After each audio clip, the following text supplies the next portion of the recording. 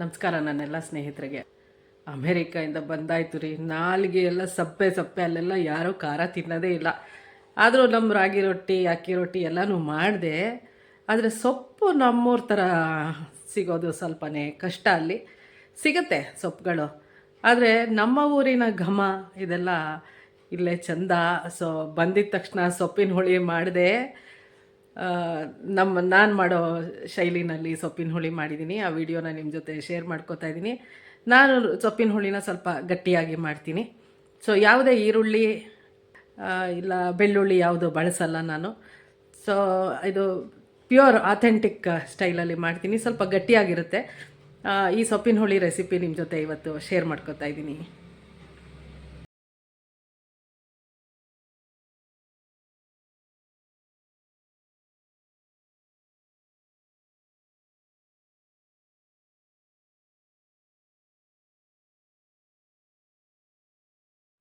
ನೋಡಿ, 2 ಕೆಂಪು ದಂಟು ಹಾಗೆ 2 ಕಟ್ಟು ಕೀರೆ ಸೊಪ್ಪು, ಇದು ಮೀಡಿಯಮ್ ಸೈಜ್ಗಿರೋದು ತಗೊಂಡು ಚೆನ್ನಾಗಿ ಕ್ಲೀನ್ ಮಾಡಿಕೊಂಡು ಹಾಗೆ ಹೆಚ್ಚಿಟ್ಕೊಂಡಿದ್ದೀನಿ. ದಪ್ಪಕ್ಕಾದರೂ ಹೆಚ್ಚಬೋದು, ಇಲ್ಲ ಸಣ್ಣಕ್ಕಾದರೂ ಹೆಚ್ಕೋಬೋದು, ಹೇಗೆ ಬೇಕಾದ್ರೂ ಹೆಚ್ಕೊಳ್ಳಿ. ಸೊಪ್ಪು ಯಾಕೆಂದರೆ ಆಮೇಲೆ ಬೇಯ್ತಾ ಬೇಯ್ತಾ ಎಲ್ಲನೂ ಚೆನ್ನಾಗಿ ಹೊಂದ್ಕೊಂಡೇ ಬಿಡುತ್ತೆ. ಸೊ ಹೆಚ್ಚಿರೋ ಸೊಪ್ಪನ್ನ ಒಂದು ಪಾತ್ರೆಗೆ ಹಾಕ್ಕೊಂಡು ಚೆನ್ನಾಗಿ ಒಂದು ಸ್ವಲ್ಪ ಉಪ್ಪು ಹಾಕ್ಕೊಂಡು, ನಾನು ಸಾಮಾನ್ಯ ಎಲ್ಲ ತರಕಾರಿಗೂ ಉಪ್ಪು ಹಾಕಿ ತೊಳಿತೀನಿ.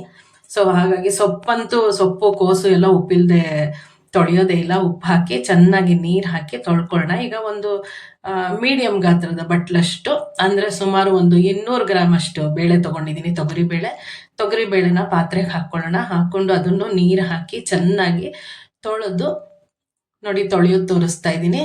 ಅದನ್ನು ತೊಳೆದಿದ್ದ ತೊಗರಿಬೇಳೆನ ಕುಕ್ಕರ್ಗೆ ಹಾಕ್ಕೊಳ್ಳೋಣ. ಕುಕ್ಕರ್ಗೆ ಹಾಕ್ಕೊಂಡು ಆಮೇಲೆ ಇದ್ರ ಮೇಲೆ ಚೆನ್ನಾಗಿ ತೊಳೆದ ಸೊಪ್ಪನ್ನು ಹಾಕ್ಕೊಳ್ಳೋಣ. ನೋಡಿ, ಸೊಪ್ಪು ಹಾಕೋದು ತೋರಿಸ್ತಾ ಇದ್ದೀನಿ. ಸೊಪ್ಪೆಲ್ಲ ಹಾಕೋಣ. ಹಾಗೆ ಇಲ್ಲಿ ನಾನು ಇದಕ್ಕೆ ಒಂದೇ ಒಂದು ಆಲೂಗೆಡ್ಡೆ ಹಾಗೆ 2 ಟೊಮೆಟೊ ಉಪಯೋಗಿಸಿದ್ದೀನಿ. ಈರುಳ್ಳಿ ಬೆಳ್ಳುಳ್ಳಿ ಏನು ಉಪಯೋಗಿಸಿಲ್ಲ. ಆಲೂಗೆಡ್ಡೆ ಸಿಪ್ಪೆ ತೆಕ್ಕೊಂಡು ಟೊಮೆಟೊ 2 ಹೆಚ್ಚಿಟ್ಕೊಂಡಿದ್ದೀನಿ. ದಪ್ಪಕ್ಕೆ ಹೆಚ್ಕೊಳ್ಳೋಣ. ಇದು ಎಲ್ಲ ಸಾಂಬಾರು ಮಾಡೋದ್ರಿಂದ, ಅಂದರೆ ಹುಳಿ ಮಾಡೋದ್ರಿಂದ, ಚೆನ್ನಾಗಿ ಕುದಿಯೋದ್ರಿಂದ ತುಂಬ ಸಣ್ಣಕ್ಕೇನು ಬೇಡ. ನೋಡಿ, ಸೊಪ್ಪಿನ ಮೇಲೆ ಎಷ್ಟು ನೀರು ಅಂತಂದರೆ ಸೊಪ್ಪು ಮುಳುಗುವಷ್ಟು ಮಾತ್ರ ನೀರು ಹಾಕಬೇಕು. ಹಾಕಿ ಹೆಚ್ಚಿರೋ ಟೊಮೆಟೊ ಮತ್ತು ಆಲೂಗೆಡ್ಡೆ 2 ಹಾಕ್ಕೊಳ್ಳೋಣ. ತುಂಬ ನೀರು ಹಾಕ್ಬಿಡ್ಬಾರ್ದು. ನೀರು ಹಾಕ್ಬಿಟ್ರೆ ನೀರು ಆಗ್ಬಿಡುತ್ತೆ, ಚೆನ್ನಾಗಿರಲ್ಲ. ನಾನು ಮಾಡೋದು ಗಟ್ಟಿ ಸೊಪ್ಪಿನ ಹುಳಿ. ನೋಡಿ, ಸ್ವಲ್ಪ ಅರಿಶಿನ ಹಾಕ್ಕೊಳ್ಳೋಣ. ಅಡುಗೆ ಅರಿಶಿನ ಸೇರಿಸ್ಕೊಳ್ಳಿ. ಸೊಪ್ಪು ಮುಳುಗೋಷ್ಟು ನೀರು ಹಾಕಿದ್ರೆ ಮಾತ್ರ ಸಾಕು. ಈಗ ಸ್ವಲ್ಪ ತುಪ್ಪ ಹಾಕ್ಕೊಳ್ಳೋಣ. ಕುಕ್ಕರ್ ಲಿಡ್ ಮುಚ್ಚಿ ಒಂದು 4ರಿಂದ 5 ಕೂಗಿಸ್ಕೊಳ್ಳೋಣ. ಅದನ್ನು ಪಕ್ಕಕ್ಕಿಡೋಣ. ಇದಕ್ಕೆ ಬೇಕಾಗಿರೋ ಮಸಾಲೆ ತಯಾರು ಮಾಡ್ಕೊತಾ ಇದ್ದೀನಿ. ನೋಡಿ, 1 ಸ್ಪೂನಷ್ಟು ಕಡಲೆಬೇಳೆ ಹಾಕ್ಕೊಂಡಿದ್ದೀನಿ, ಅರ್ಧ ಸ್ಪೂನಷ್ಟು ಉದ್ದಿನಬೇಳೆ ಹಾಕ್ಕೊಂಡಿದ್ದೀನಿ, ಇಲ್ಲ 3/4 ಸ್ಪೂನು, 1.5 ಸ್ಪೂನಷ್ಟು ಧನಿಯಾ ಅಂದರೆ ಕೊತ್ತಂಬರಿ ಬೀಜ ಹಾಕ್ಕೊಂಡಿದ್ದೀನಿ. ಹಾಗೆ ನೋಡಿ, ಬ್ಯಾಡಗಿ ಮೆಣಸಿನ್ಕಾಯಿ ತೊಗೊಂಡಿದ್ದೀನಿ, ಅದನ್ನು ಪಕ್ಕಕ್ಕೆ ಇಟ್ಕೊಂಡಿದ್ದೀನಿ. ಬ್ಯಾಡಗಿ ಮತ್ತು ಗುಂಟೂರು, ಸ್ವಲ್ಪ ಕರ್ಬೇವಿನ ಸೊಪ್ಪು ಪಕ್ಕಕ್ಕಿಡೋಣ. ಈಗ ಇದಕ್ಕೆ 1/4 ಚಮಚ ಮೆಂತ್ಯ ಹಾಕ್ಕೊಳ್ಳೋಣ. 1/4 ಚಮಚ ಮೆಂತ್ಯ ಹಾಕಿದ್ದೀನಿ. ಹಾಗೆ ಒಂಚೂರು ಚಕ್ಕೆ ಸೇರಿಸ್ಕೊಳ್ಳೋಣ. ಹಾಗೆ ಒಂದು 4-5 ಲವಂಗನೂ ಸೇರಿಸ್ಕೊಳ್ಳೋಣ. 4 ಸೇರಿಸ್ಕೊಂಡ್ರೆ ಸಾಕು. ಬೇಕಾದರೆ 1 ಮರಾಠಿ ಮೊಗ್ಗು ಸೇರಿಸ್ಕೊಳ್ಳೋಣ. ಇದೆಲ್ಲ ಹಾಕೋದ್ರಿಂದ ಏನಾಗುತ್ತೆ, ಒಳ್ಳೆ ಘಮ ಅನ್ನತ್ತೆ. ಸ್ವಲ್ಪ ತುಪ್ಪ ಹಾಕಿ ಇದನ್ನೆಲ್ಲ ಕಡಿಮೆ ಉರಿನಲ್ಲಿ, ಯಾವುದು ಹೈಯಲ್ಲಿ ಹುರಿಬಾರ್ದು, ಕಡಿಮೆ ಉರಿನಲ್ಲಿ ಆದಷ್ಟು ಇಟ್ಕೊಂಡು ಘಮ ಅನ್ನೋಷ್ಟ್ರ ಮಟ್ಟಿಗೆ ಹುರ್ಕೊಳ್ಳೋಣ. ಹುರಿಯೋದು ತೋರಿಸ್ತಾ ಇದ್ದೀನಿ. ಎಲ್ಲ ಮಸಾಲೆ ಪದಾರ್ಥ ಅಂತ ಹುರ್ಕೊಂಡು ಈಗ ಒಂದು 4ರಿಂದ 5 ಬ್ಯಾಡಗಿ ಮೆಣಸಿನ್ಕಾಯಿ, ಇಲ್ಲ 3, ನಿಮ್ಮ ಖಾರ ಎಷ್ಟು ಬೇಕೋ ಅಷ್ಟು, 2 ಗುಂಟೂರು ಮೆಣಸಿನ್ಕಾಯಿ ಹಾಕ್ಕೊಳ್ಳಿ. ಸ್ವಲ್ಪ ಕರ್ಬೇವಿನ ಸೊಪ್ಪು ಹಾಕೋದು ತೋರಿಸ್ತಾ ಇದ್ದೀನಿ. ಎಲ್ಲ ಸೇರಿಸಿ ಮತ್ತೆ ಹುರಿಯೋಣ. 1/4 ಚಮಚ ಗಸಗಸೆ ಹಾಕೋಣ. ಗಸಗಸೆ ಹಾಕೋದ್ರಿಂದ ಅದು ಒಳ್ಳೆ ಘಮ ಬರುತ್ತೆ. ಇದು ಕೊನೆಯಲ್ಲಿ ಹಾಕಬೇಕು. ಬೇಕಾದ್ರೆ ಸ್ಟವ್ ಆಫ್ ಮಾಡಿಬಿಟ್ಟು ಹಾಕ್ಬೋದು. ಸ್ವಲ್ಪ ಹಿಂಗ್ ಸೇರಿಸ್ಕೊಳ್ಳೋಣ. ಸ್ಟವ್ ಆಫ್ ಮಾಡಿಬಿಟ್ಟು ಹಾಕಿ, ಆವಾಗ ಗಸಗಸೆ ಸೀದೋಗಲ್ಲ. ಈ ಬಿಸಿಗೇನೆ ಈಗ ಒಂದು ಅರ್ಧ ಚಿಕ್ಕ ತೆಂಗಿನಕಾಯಿ ಹೋಳಿದು ಕಟ್ ಮಾಡಿ ಇಟ್ಕೊಂಡಿದ್ದೆ, ಕರೆಟದಿಂದ ಕಳಚ್ಕೊಂಡ್ಬಿಟ್ಟಿತ್ತು. ತೆಂಗಿನ ಹೋಳಿದು ಪೀಸ್ಗಳು ಹಾಕೋತಾ ಇದ್ದೀನಿ. ಇಲ್ಲ ತುರಿದಿದ್ದಾದರೆ 1 ಬಟ್ಲು ಹಾಕ್ಕೊಳ್ಳಿ. ಚಿಕ್ಕ ಕಾಯಿ ಹೋಳಿಂದ ಹಾಕೋತಾ ಇದ್ದೀನಿ.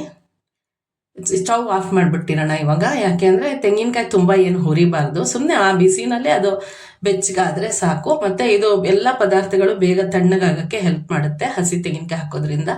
ನೋಡಿ ಇದನ್ನೆಲ್ಲ ಒಂದು ಮಿಕ್ಸಿ ಜಾರ್ಗೆ ತಣ್ಣಗಾದ್ಮೇಲೆ ಹಾಕ್ಕೊಂಡು ಸ್ವಲ್ಪ ನೀರು ಹಾಕ್ಕೊಂಡು ತುಂಬ ನುಣ್ಣಕ್ಕೂ ಅಲ್ಲ ತುಂಬ ತರಿಗೂ ಅಲ್ಲ ಆ ಥರ ರುಬ್ಕೊಳ್ಳೋಣ, ತಿರುವ್ಕೊಳ್ಳೋಣ. ನಾವು ತಿರುವುದು ಅಂತೀವಿ, ರುಬ್ಬೋದು, ಏನು ಬೇಕಾದ್ರೂ ಕರೀರಿ. ನೋಡಿ ತಿರುವಿದ ಮಸಾಲೆ ರೆಡಿ ಆಯಿತು. ಎಷ್ಟು ಘಮ ಘಮ ಅಂತಿದೆ ಅಂದರೆ ಖಂಡಿತ ನೀವು ಒಂದ್ಸಲ ಟ್ರೈ ಮಾಡಿ. ತಿರುವಿದ ಮಸಾಲೆ ತೆಗೆದು ಪಕ್ಕಕ್ಕಿಡೋಣ. ಈಗ ನೋಡಿ ಈ ಥರ ಇರಬೇಕು ಮಸಾಲೆ ರುಬ್ಬಿದ್ದು ಅಂತ ತೋರಿಸ್ತಾ ಇದ್ದೀನಿ. ನೋಡಿ ಬಣ್ಣನೂ ಬರುತ್ತೆ ಬ್ಯಾಡಿಗೆ ಹಾಕೋದ್ರಿಂದ, ಗುಂಟೂರು ಹಾಕೋದ್ರಿಂದ ಸ್ವಲ್ಪ ಖಾರನೂ ಬರುತ್ತೆ. ಈಗ ಕುಕ್ಕರ್ ನೋಡೋಣ ಏನಾಗಿದೆ ಅಂತ. ಬೇಳೆ ಸೊಪ್ಪು ಎಲ್ಲ ಹದವಾಗಿ ಬೆಂದಿದೆ. ನೋಡಿ ಎಷ್ಟು ಚೆನ್ನಾಗಿ ಬೆಂದಿದೆ ಅಂತಂದರೆ ಈಗ ಇದನ್ನು ಒಂದು ಕಡ್ಗೋಲು ಮುಚ್ಚಳ ತೆಗೆದ್ಬಿಟ್ಟು ಕಡ್ಗೋಲು ಅಥವಾ ಸೌಟಲ್ಲಿ ಒಂದೆರಡು ಸಲ ಚೆನ್ನಾಗಿ ತಿರುಗಿಸೋಣ. ಅವಾಗ ಚೆನ್ನಾಗಿ ಹೊಂದ್ಕೊಳ್ಳುತ್ತೆ. ಕುದಿಯೋಕ್ಕೆ ಇಟ್ಬಿಡೋಣ. ಮತ್ತೆ ಈಗ ಚೆನ್ನಾಗಿ ಹೊಂದ್ಕೊಂಡ್ಮೇಲೆ ಈಗ ನೋಡಿ ರುಚಿಗೆ ತಕ್ಕಷ್ಟು ಉಪ್ಪು ಹಾಕ್ಕೊಳ್ಳೋಣ. ನಾನಿಲ್ಲಿ 1 ಸ್ಪೂನಷ್ಟು ಉಪ್ಪು ಸೇರಿಸ್ತಾ ಇದ್ದೀನಿ. ಈಗ ಅದು ಕುಕ್ಕರ್ ತುಂಬ ದೊಡ್ಡದು ಅನ್ನಿಸ್ತು. ಒಂದು ಸ್ಟೀಲ್ ಪಾತ್ರೆಗೆ ಇದನ್ನು ಟ್ರಾನ್ಸ್ಫರ್ ಮಾಡ್ಕೊಂಬಿಟ್ಟಿದ್ದೀನಿ. ದಪ್ಪ ತಳದ ಸ್ಟೀಲ್ ಪಾತ್ರೆ ತೊಗೊಳ್ಳಿ. ತೆಳ್ಳಗಿರೋದಾದರೆ ಸೀದೋಗುತ್ತೆ. ಯಾವಾಗಲೂ ಹೀಗೆ ಕಲಕ್ತಾನೆ ಇರಬೇಕಾಗುತ್ತೆ. ದಪ್ಪ ತಳದ್ದಾದರೆ ಏನೂ ಆಗಲ್ಲ. ಕಡಿಮೆ ಊರಿನಲ್ಲೇ ಇಟ್ಕೊಳ್ಳಿ ಆದಷ್ಟು. ಯಾವುದು ಹೈ ಮಾಡಬೇಡಿ. ಜೋರಾಗಿ ಉರಿ ಮಾಡಿಬಿಟ್ರೆ ಬೇಗ ಎಲ್ಲ ಸೀದೋಗುತ್ತೆ. ನೋಡಿ ಈಗ ಚೆನ್ನಾಗಿ ಕುದೀತಾ ಇದೆ. ಘಮ ಘಮ ಅಂತ ಇದೆ. ಸೊಪ್ಪಿನ ವಾಸನೆ ಎಷ್ಟು ಚೆನ್ನಾಗಿ ಬರ್ತಾ ಇದೆ ಅಂದರೆ ದಂಟು ಮತ್ತು ಕೀರೆ ಸೊಪ್ಪು ಬಹಳ ಬೇಳೆ ಎಲ್ಲ ಸೇರಿಕೊಂಡು ಒಳ್ಳೆ ವಾಸನೆ ಬರ್ತಾ ಇದೆ. ಇವಾಗ ಇದಕ್ಕೆ ರುಬ್ಬಿದ ಮಸಾಲೆನ ಸೇರಿಸ್ಕೊಳ್ಳೋಣ. ಹೀಗೆ ಕೈ ಬಿಡ್ದಂಗೆ ತಿರುಗಿಸ್ತಾ ಇರೋಣ. ಹಾಗೆ ಚೆನ್ನಾಗಿ ಕುದೀತಾ ಇದೆ. ಈಗ ನಾವು ರುಬ್ಬಿಟ್ಕೊಂಡ ಎಲ್ಲ ಹೊಂದ್ಕೊಂಡಾದ್ಮೇಲೆ ನಾವು ರುಬ್ಬಿಟ್ಕೊಂಡ ಮಸಾಲೆನ ಸೇರಿಸ್ಕೊಳ್ಳೋಣ. ತುಂಬಾ ಚೆನ್ನಾಗಾಗುತ್ತೆ ಸ್ನೇಹಿತರೆ, ಮಾಡಿ ನೋಡಿ. ಈರುಳ್ಳಿ ಎಲ್ಲ ಹಾಕ್ಬಿಟ್ರೆ ಬರೀ ಈರುಳ್ಳಿ ಟೇಸ್ಟೇ ಅದೇ ಡಾಮಿನೇಟ್ ಮಾಡಿಬಿಡುತ್ತೆ. ನೋಡಿ ಎಲ್ಲ ಈಗ ರುಬ್ಬಿಟ್ಕೊಂಡ ಮಸಾಲೆ ಪದಾರ್ಥ ಎಲ್ಲನೂ ಸೇರಿಸ್ತಾ ಇದ್ದೀನಿ. ಸೇರಿಸ್ಬಿಟ್ಟು ಹಾಗೆ ಮಿಕ್ಸಿ ಜಾರ್ಗೂ ಸ್ವಲ್ಪ ನೀರು ಹಾಕಿ ತೊಳೆದು ಅದನ್ನು ಬಗ್ಗಿಸ್ಕೊಂಬಿಡೋಣ. ತುಂಬ ನೀರಾಗಿ ಮಾಡ್ಕೊಂಬಿಡ್ಬೇಡಿ. ನನಗಂತೂ ಸೊಪ್ಪಿನ ಹುಳಿ ಗಟ್ಟಿಗೆ ಇಷ್ಟ, ಹಾಗಾಗಿ ಜಾಸ್ತಿ ನೀರು ಹಾಕಲ್ಲ ನಾನು. ನಿಮಗೆ ಹೇಗೆ ಇಷ್ಟನೋ ಹಾಗೆ ಮಾಡ್ಕೊಳ್ಳಿ. ಈ ಹದದಲ್ಲಿ ಮಾಡಿದ್ರೆ ಅಂತೂ ತುಂಬ ಚೆನ್ನಾಗಿರುತ್ತೆ. ಚಪಾತಿ ಆಗಲಿ, ರೊಟ್ಟಿ ಆಗಲಿ, ಇಡ್ಲಿ ಆಗಲಿ, ರಾಗಿ ಮುದ್ದೆ ಆಗಲಿ, ಬಿಸಿ ಬಿಸಿ ಅನ್ನ ಆಗಲಿ, ಎಲ್ಲದಕ್ಕೂ ಸೈ ಅಂತಲೇ ಹೇಳ್ತೀನಿ. ಅಷ್ಟು ಚೆನ್ನಾಗಿ ಆಗುತ್ತೆ. ನೋಡಿ ಮಧ್ಯೆ ಮಧ್ಯೆ ಹಿಂಗೆ ಕಲಕ್ತಾ ಇರಿ, ಕೈ ಬಿಡಬೇಡಿ. ಕೈ ಬಿಟ್ಟು ಬೇರೆ ಏನೋ ಕೆಲಸಕ್ಕೆ ಹೊಟ್ಟೋದ್ರೆ ಏನಾಗುತ್ತೆ, ಕುದೀತಾ ಅಕಸ್ಮಾತು ನಿಮ್ಮ ಪಾತ್ರೆ ಏನಾದ್ರು ತೆಳ್ಳಗಿದ್ರೆ ಸೀದೋಗುತ್ತೆ. ಅಲ್ಯೂಮಿನಿಯಂ ಪಾತ್ರೆಯಲ್ಲೆಲ್ಲ ಮಾಡಬಾರ್ದು, ಸ್ಟೀಲ್ ಪಾತ್ರೆಯಲ್ಲೇ ಆದಷ್ಟು ಮಾಡಿ.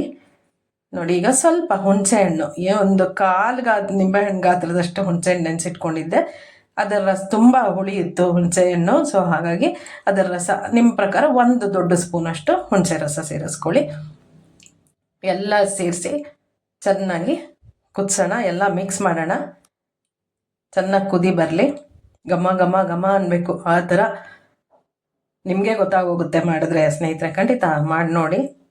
ಇಷ್ಟ ಆದರೆ ಖಂಡಿತ ವಿಡಿಯೋನ ಶೇರ್ ಮಾಡ್ಕೊಳ್ಳಿ, ಈ ರೆಸಿಪಿನ. ಹಾಗೆ ಲೈಕ್ ಮಾಡಿ, ಸಬ್ಸ್ಕ್ರೈಬ್ ಮಾಡಿ, ನನ್ನ ಚಾನಲ್ನ ಸಪೋರ್ಟ್ ಮಾಡಿ ಅಂತ ಕೇಳ್ಕೊತೀನಿ.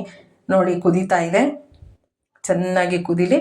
ಒಂದು 5ರಿಂದ 10 ನಿಮಿಷ ಕುದಿಸಿದ್ರೆ ಸಾಕು. ಎಲ್ಲ ಹುರಿದು ಮಾಡಿರೋದ್ರಿಂದ ತುಂಬ ಹೊತ್ತು ಕುದಿಸೋದೇನು ಬೇಡ.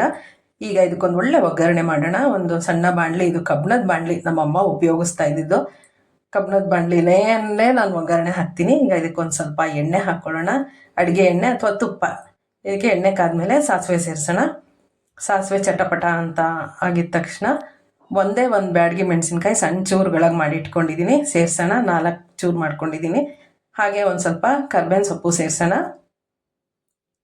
ಸ್ಟವ್ ಆಫ್ ಮಾಡಿಬಿಡೋಣ. ಚಟಪಟ ಅಂತು. ಇಲ್ಲಿ ಬೇಕಾದರೆ ನಿಮ್ಗೆ ಇನ್ನೊಂಚೂರು ಹಿಂಗೆ ಬೇಕು ಅನ್ಸಿದ್ರೆ ಖಂಡಿತ ಒಗ್ಗರಣೆಗೆ ಸೇರಿಸ್ಕೋಬೋದು. ಈ ಮಾಡಿದ ಒಗ್ಗರಣೆನ ತೆಗೆದು ಹುಳಿಗೆ ಬೆರೆಸ್ಬಿಡೋಣ. ನೋಡಿ ಹುಳಿಗೆ ಬೆರೆಸೋದು ತೋರಿಸ್ತಾ ಇದ್ದೀನಿ. ಎಷ್ಟು ಚೆನ್ನಾಗಿ ಕಾಣಿಸ್ತಾ ಇದೆ ಅಲ್ವ ಸ್ನೇಹಿತರೆ, ಎಷ್ಟು ಚೆನ್ನಾಗಿ ಕುದೀತಾ ಇದೆ ನೋಡಿ. ಒಳ್ಳೆ ಬ್ರಾಹ್ಮಣರ ಶೈಲಿಯ ಸಖತ್ತಾಗಿರೋ, ಸೂಪರ್ ಸಖತ್ತಾಗಿ ನಾನು ಮಾಡುವಂಥ ಸೊಪ್ಪಿನ ಹುಳಿ ರೆಡಿನೇ ಆಗೋಯ್ತು. ನೀವು ಮಾಡ್ಕೊಳ್ಳಿ. ಹಾಗೆ ಮಾಡಿ ಹೇಗೆ ಬಂತು ಅಂತ ಹೇಳಿ. ಎಲ್ಲ ಅದ್ರ ಜೊತೆಗೂ ತಿನ್ನಕ್ಕೆ ಚೆನ್ನಾಗಿ. ಅನ್ನ ಅಂತೂ ಬಿಸಿ ಬಿಸಿಯಾಗಿ ರೆಡಿಯಾಗಿದೆ ನೋಡಿ. ಏನು ಸಖತ್ತಾಗಿರೋ ಗಟ್ಟಿಯಾಗಿರೋ ಹುಳಿ ರೆಡಿ ಆಯಿತು. ನಿಮ್ಗೆ ಇಷ್ಟ ಆಯ್ತಲ್ವ ಸ್ನೇಹಿತರೆ? ಹಾಗೆ ಒಂದು ಥಮ್ಸ್ ಅಪ್ ಕೊಡಿ. Thank you so much. ನನ್ನ ಈ ವಿಡಿಯೋನ ಪೂರ್ತಿ ವಾಚ್ ಮಾಡಿದ್ದಕ್ಕೆ ಖಂಡಿತ ಇಷ್ಟ ಆಯಿತು ಅಂತ ಅನ್ಕೋತೀನಿ. ನೋಡಿ ಏನು ಚೆನ್ನಾಗಿ, ಎಷ್ಟೊಂಥರ ಬಾಯಲ್ಲಿ ನೀರೂರಿಸೋ ಅಂತ ಸೊಪ್ಪಿನ ಹುಳಿ, ಕೀರೆ ಹಾಗೂ ದಂಟಿನ ಸೊಪ್ಪಿನ ಹುಳಿ. ಖಂಡಿತ ಸಬ್ಸ್ಕ್ರೈಬ್ ಮಾಡಿ ನನ್ನ ಚಾನಲ್ನ, ಈ ರೆಸಿಪಿನ ಶೇರ್ ಮಾಡಿ ನಿಮ್ಮ ಸ್ನೇಹಿತರೊಂದಿಗೆ. ನಿಮ್ಮ ಪ್ರೀತಿ ವಿಶ್ವಾಸ ಹೀಗೆ ಇರಲಿ. ನಮಸ್ಕಾರ, ಧನ್ಯವಾದ.